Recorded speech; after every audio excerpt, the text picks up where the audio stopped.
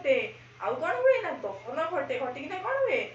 शक्ति मुक्त हुए एथि सहित अंगारकाम्ल मध्य निर्गत होइते क्लियर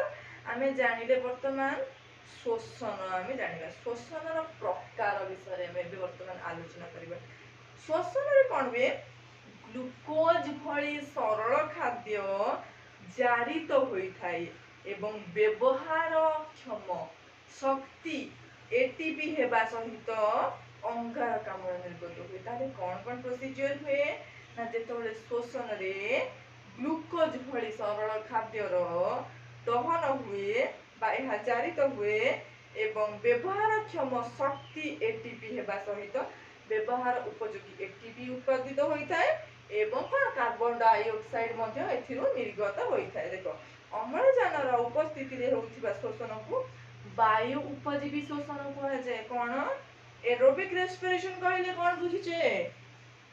एरोबिक रेस्पिरेशन कहा जाए ताले कौन देखो गोटे एरोबिक रेस्पिरेशन हमें जानिले नुवा टर्म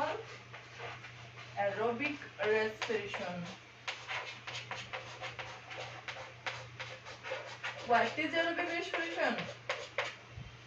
ना अम्लजान ऑक्सीजन प्रेजेंस रे ऑक्सीजन रो प्रेजेंस रे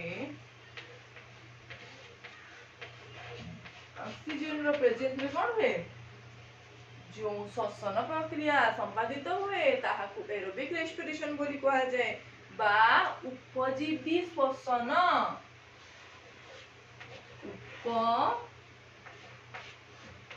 उपजीवी श्वसन बोली कहा जाए is that clear what is aerobic respiration और उपजीवी श्वसन में जानिले देन आमे देखिबा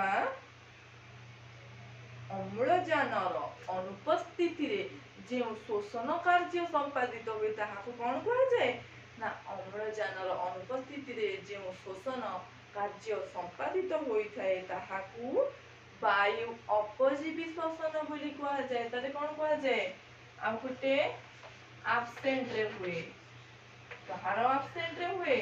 ना ऑक्सीजन रो एब्सेंट रे जे शोषण कार्य संपादित हुए ताहाकु एनाएरोबिक रेस्पिरेशन कहते हैं एनाएरोबिक रेस्पिरेशन बोली कहा जाए ओके